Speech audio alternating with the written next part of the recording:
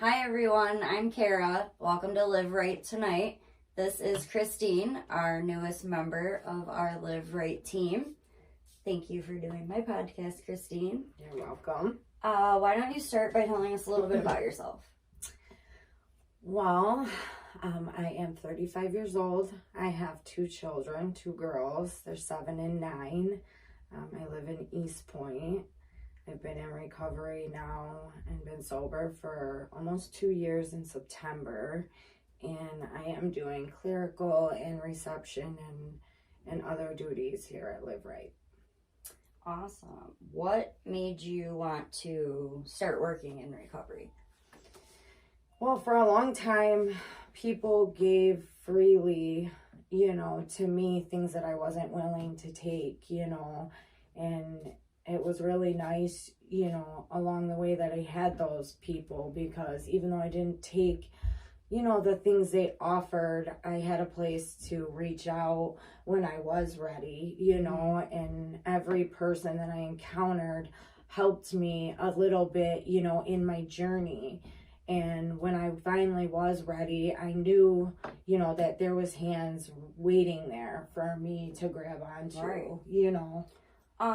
When did you realize, you had an addiction, or you knew that, alcohol or drugs was playing a big part in, having a negative effect on your life? I believe that from, as early as high school, that I knew there was some issue, because I would always wake up and not remember what had happened the day before. I would sleep with people, and ultimately I got a name for myself doing that. I realized that, using was causing me to do these things, and I realized that I needed the alcohol and the drugs to fit in a weird way, or Right. to feel comfortable with people, but I wasn't willing to stop using. I thought that I was partying, that it wasn't playing really a huge effect on my life yet at that point, but I just know that, from an early age, that I realized that, that alcohol was definitely a problem for me, but I just didn't know how to stop.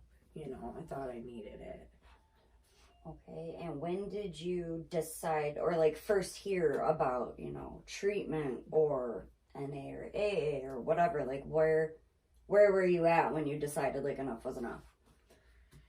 Well, it's kind of crazy, because I was really a lot older, probably 10 years into my addiction before I even knew that AA or NA existed, and I stumbled upon it only by accident, because I was sitting out in California on the side of, a street, and a man walked up to me, and I can't remember the exact conversation he had, but he told me, "I know somewhere you should go," and most women would never have followed a strange man, but I was so desperate that I went. And that was the first, AA meeting that I ever went to. Unfortunately, I never went back for probably another, good 7 years after that. Did you ever do inpatient anywhere? One time I did, and I went to Clearview. Okay. I wish desperately I had went to more rehab stays, because maybe, I could have prevented a lot of the hardships that I suffered by being unwilling to do those things. Absolutely. What would you say some of the biggest struggles were for you to reach, a period of sobriety or clean time? For me, I struggled a lot throughout my whole addiction, but there are some monumental times in my using that I really remember, losing my children was one, my road back to recovery after my, you know, final suicide attempt, getting clean. I'll never forget that first detox I went through. You know, that was something I had never encountered before in Definitely my life. catches you off guard. Yeah, staying when you're clean. not used to it. Yeah, you know, staying clean. It's hard to get clean, but it's hard to stay clean once the drugs and alcohol are gone, because then people start to expect things from you. They expect you, you know, to have a certain standard to yourself, to have a job, to do all these things that responsible people do. And they don't understand that it takes a long time for somebody who's been using for that long to be able to, you know, maintain those responsibilities. Yeah, definitely. Especially like you said, the longer I feel like you're stuck in active addiction, you know, a lot of us struggle with, okay, now I have to be a responsible adult, you know, and we're on like a teenage level at that point.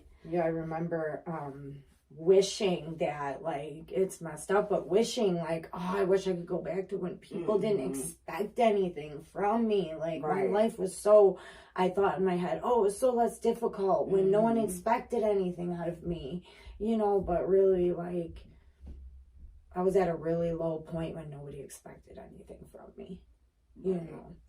Would you say you struggle at all, you know, with mental health? Yes, I do. Extremely. Do you think that played a part in your addiction as well? Like, do you think they go hand in hand, or one had definitely helped the other?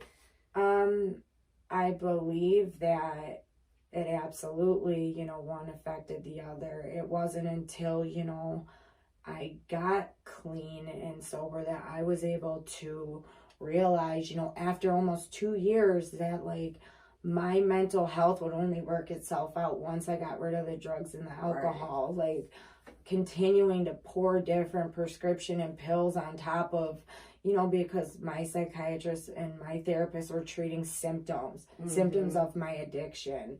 And so by the time I was done in my addiction, I had a diagnosis from here to the floor, and all of which, you know, over time have worked themselves out more and more. But I still struggle with mental health. I'd have to say, you know, for the first time in a long time, I feel like I'm coming out of that depression that, you know, I suffered for so long with. I think a lot of us that do struggle with, like, mental health and substance abuse issues, there's a lot of the self-medication in the beginning, and then, you know, you're in too deep at some points, you know, and then they both definitely run together. Yeah, they do. So obviously, you being in recovery, what do you do now to, like, maintain your sobriety? Well, before I started working here, you know, even at almost 2 years, I was going to at least 5 meetings a week still. Awesome. But when I first got sober, I was going from a 10 a.m. meeting to a noon meeting to a night meeting. I lived and breathed AA constantly because that's what I needed to stay clean and sober, you know. So working now after so many years full time, it's an adjustment. I'm grateful that I have the time, you know, that I do, because it makes it, you know, a lot easier for me. And I'm working in an atmosphere with people who are in recovery. But you know, I got rid of everybody that was from my past. I don't associate with people who, you know, yeah, if you drink, that's fine. I can't be around it for very long still at almost 2 years. You know, I don't associate with people who do drugs. I got rid of old faces and old places, period. I changed my phone number, you know, and I don't revisit those places anymore. I used to, you know, I'd have a relapse. Before this, I had 9 months, and I started, you know, I relapsed again because I started making old connections with just one person from my past. And that one person just happened to be the one person I knew I could call, you know, when I wanted to get wasted, you know, and I woke up that next day almost throwing up blood, you know. And so I take my recovery super serious because I know that this disease will kill me. You know, I've watched it kill a lot of people, you know, and so you know, going to meetings, talking to a sponsor, working the steps more than one time, you know, staying, you know, connected in recovery, and, you know, trying to help other people or other women, you know, in recovery. Definitely. I think that's what keeps this place moving, you know, is the fact that all of us that do work here in recovery have had so many different interactions and experiences with other people, our own stuff, you know, it does feel good to be able to give back. Yeah, it does. Definitely think, you know, when the time's right. Have you ever thought about like peer recovery coaching? Yeah, actually I have. I just like had something printed out, you know. I guess with the time I have, I could go back to be like nationally certified, because ultimately, like, I'd like to work with women, because I know that feeling when like you're the lowest you've ever been, you've lost your children, like at that point you almost don't have anything to live for, you know. But it's like I tell women, if you stay in recovery and you put one foot in front of the other, you do the right thing, miraculous things can happen in your life. Absolutely. You know, I've witnessed it in my own life. You know, I had nothing left by the time, you know, my addiction was done with me. Definitely at rock bottom for sure. But you know, they say the only way you can go is up. Yeah. True story. Well, I thank you for doing my podcast. It was great that we have you on the team now. I think you make a great addition. Thank you very much. No problem. Thank you for sharing your story a little bit too. Thanks, guys. Tune in next time. Bye.